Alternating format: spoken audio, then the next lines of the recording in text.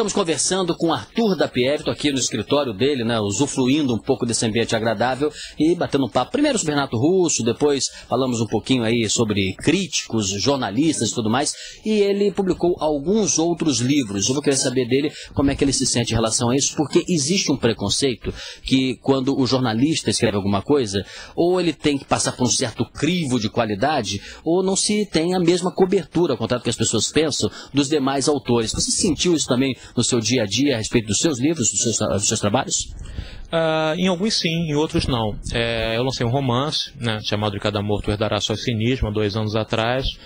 E esse, por eu ser jornalista e por não ser não ter a urgência, digamos assim, de um livro de não ficção, como o Renato Russo, esse realmente não é uma coisa que tenha tido uma grande divulgação na imprensa. É livro de jornalista, escreve no Globo, então não pode sair aqui, esse tipo de coisa da própria concorrente, normal.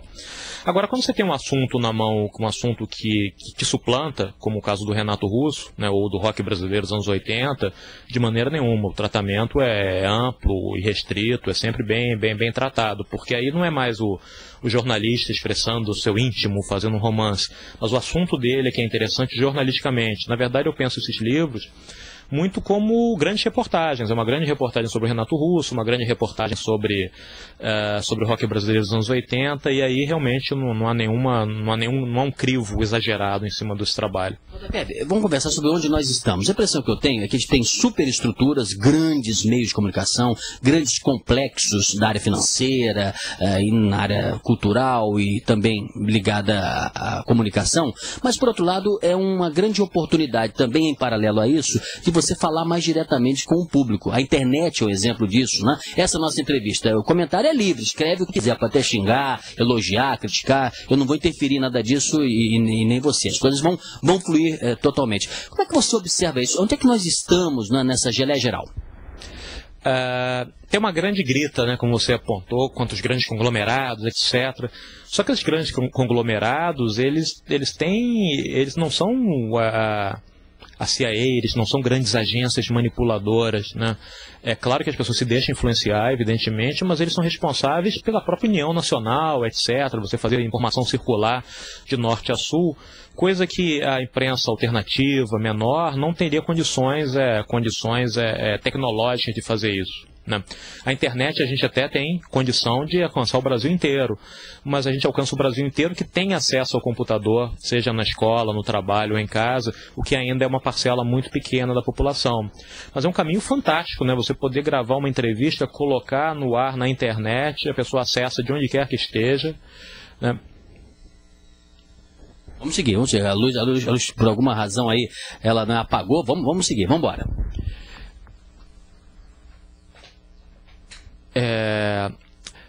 A gente pode fazer o diabo na internet, né? Isso dá uma liberdade muito grande, as pessoas se manifestam, comentam muito melhor. Então acho que tem uma convivência, né, entre duas estruturas, né, como você colocou, uma superestrutura, uma infraestrutura, e essa infra ela é cada vez mais eficiente na hora de espalhar não só aqueles spams totalmente idiotas, mas também denunciar coisas, colocar pessoas em contato. É um instrumento tão poderoso que a gente não tem ainda, a gente não sabe da missa metade, né, da internet.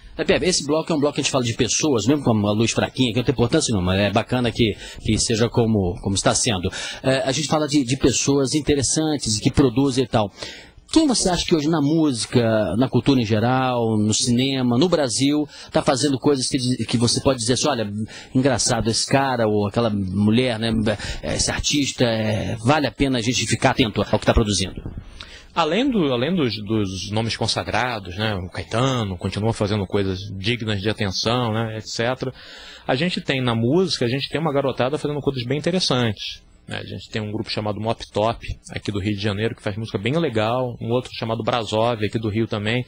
E é uma banda de rock, mas não toca uma banda de rock, toca metais, inspirada em música dos Balkans. Então parece música cigana. Eu já vi um show deles, achei fantástico. Eles lançaram um livro agora, um disco agora há pouco. Você tem gente produzindo coisas interessantes, né? No cinema, além do Valtinho, né, que faz coisas muito interessantes, você tem o Jorge Furtado, né, você tem o Beto Brant, você tem uma galera fazendo filmes interessantes e que já tem um corpo da obra, né, você já consegue perceber que não foi só um momento de brilho isolado, mas foi uma coisa que vem num crescendo, pelo menos que vem numa sequência de bom trabalho, né. Em literatura você tem algumas pessoas jovens colocando a cara de fora, então eu acho que a gente consegue ter uma produção bastante razoável. Isso estou falando da coisa mais próxima daqui, porque eu sei que em Recife você tem uma produção cultural fantástica, né? No Pará você está tendo coisas interessantes, o Rio Grande do Sul é um mundo à parte, né? Ele não precisa do resto do Brasil para produzir cultura, então você tem coisas muito legais sendo feitas. Às vezes a gente pode falar, mas podia ser melhor, está faltando um novo Chico Buarque, não sei o quê. Mas o Chico Buarque, quando apareceu, também talvez não fosse Chico Buarque, né? Demora um certo tempo alguém ganhar a estatura de um Chico Buarque. A gente tem um Marcelo Camelo, um Rodrigo Amarante nos Hermanos, a gente tem um Marcelo Yuca, né?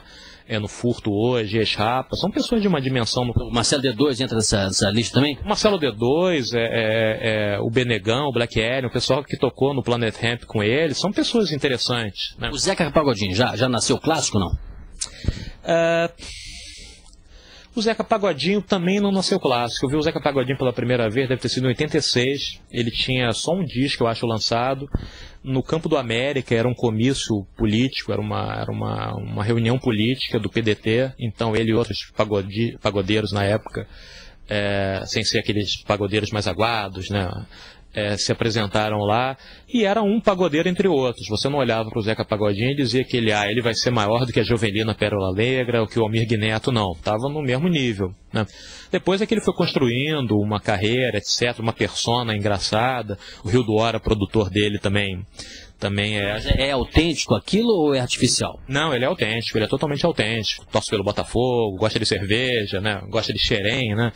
É autêntico, mas a produção do Rio do Hora, em algumas músicas, deu uma dimensão, ressaltou a dimensão clássica da obra do Zeca Pagodinho, né? Colocou umas cordas, fez uns arranjos elaborados, que estão inseridos na tradição do samba, né?